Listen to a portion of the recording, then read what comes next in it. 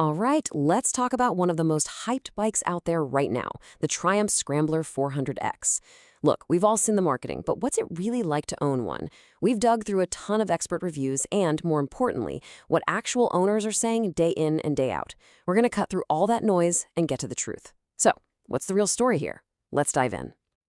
So here's the big question, right? Is this bike the dream come true? You know, that perfect, affordable way to get into the legendary Triumph family? Or is it a bit of a beautiful nightmare? A stunning machine that's hiding some really frustrating quirks and, frankly, some pretty serious reliability problems. That's the core of it. We're going to lay it all out, the good, the bad, and the ugly, so you can make up your own mind. Okay, first things first. Let's get into the seduction of this bike. And I mean, there is a reason so many people are falling head over heels for it. It's not just about the numbers on a spec sheet. Not at all. It's about how this bike makes you feel.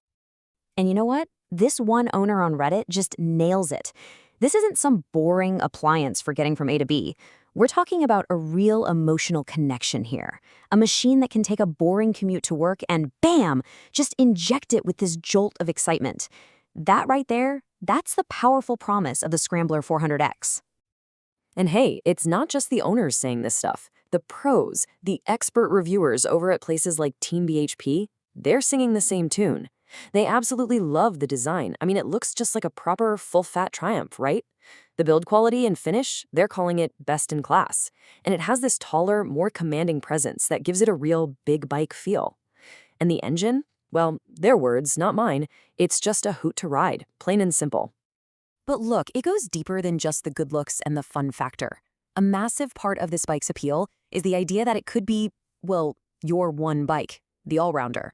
But can it really do it all? Is this the only motorcycle you'd ever need? Well, the consensus from both owners and reviewers is pretty clear. This thing is a genuine Swiss Army knife on two wheels. Think about it. At 185 kilos, it's light enough to just zip through city traffic, no problem. Then you hit the highway, and its comfy, upright riding position and solid suspension mean you can just cruise. And yeah, with that good ground clearance and a 19-inch front wheel, it's more than happy to get its tires a little dirty on some light trails. It really does seem to cover all the bases. And check this out. This quote from Bike India really hammers the point home.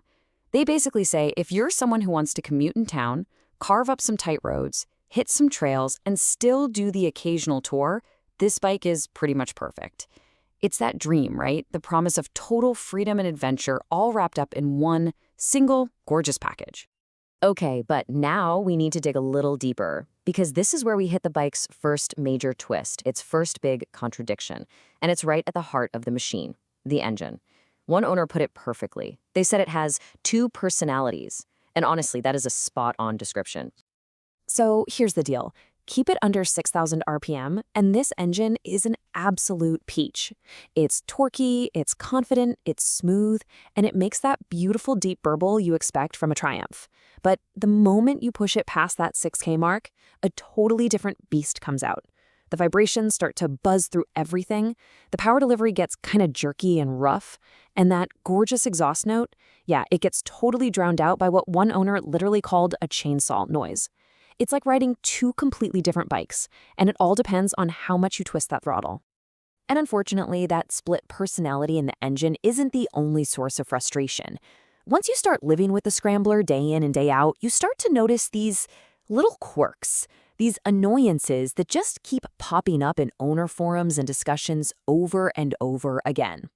You know, it's the little stuff that can really start to grind on you. For example, a ton of people complain about the front brake, saying it feels weak and you have to give it a death grip to really get it to bite. And the gauges? Oh man, the layout is just awkward, and the tachometer for your engine speed is so tiny, it's basically just for decoration. Then, if you actually take it off-road and stand up, the mirrors can whack you in the forearms. And get this, the foot pegs have this weird, unsettling downward flex to them. Add in some super short gearing in first and second that can make slow-speed city riding a bit jerky, and yeah, you can see how it adds up. And don't just take my word for it. This frustration is real. This quote from a long-term owner on the Triumph 400 forum just says it all. Calling the dashboard pretty terrible is a common theme, for sure. And you might think, it's just a dashboard. But come on, it's the one thing you are staring at every single time you ride the bike. All right, so we need to shift gears here and get serious for a minute because we're moving past the little annoyances now. We're getting into actual, documented reliability red flags. And this, folks, is where that dream of owning a beautiful Triumph can really start to feel, well, like it could turn into a nightmare. Look, up to now, we've been talking about feelings, quirks, and frustrations. But what about the cold, hard facts? What happens when something actually properly breaks? When you're stuck relying on the service center to get you back on the road? Just take a look at this timeline. This comes directly from one owner's service history, posted on Reddit, and it's pretty troubling. It kicks off with the front brake pads being totally shot at less than 5,000 kilometers. Annoying, but okay. But then around 9,400 kilometers, coolant problems start. And just 1,000 Ks later, boom, a critical failure. We're talking coolant getting into the engine oil, which is a massive deal. Then, not long after that, the stator dies. That's a key part of the whole electrical system. And even after 12,500 kilometers, the bike was still in for repairs. This isn't one bad day. It's a pattern of things going from bad to worse, all in less than a year.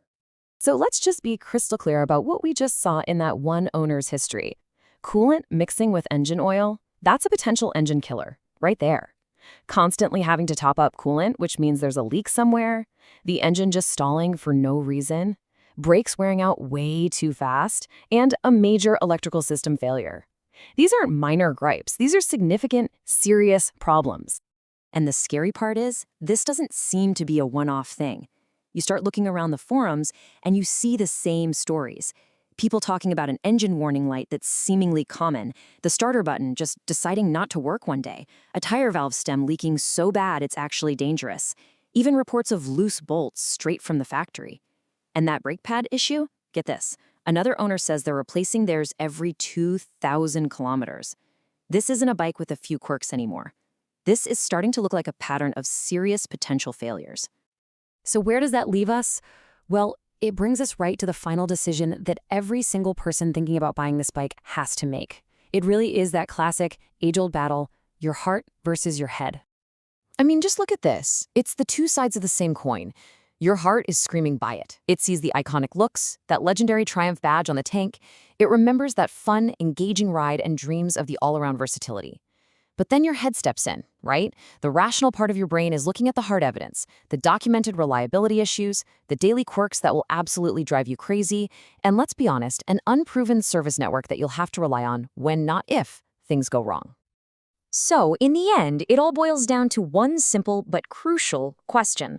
There is no doubt the Triumph Scrambler 400X is a stunningly beautiful machine. It absolutely promises excitement and adventure. It's the kind of bike you'll find yourself just staring at in the garage. But when you look at all the real-world experiences from the people who've actually spent their hard-earned money on it, you have to ask yourself one thing. Can you trust it to get you home?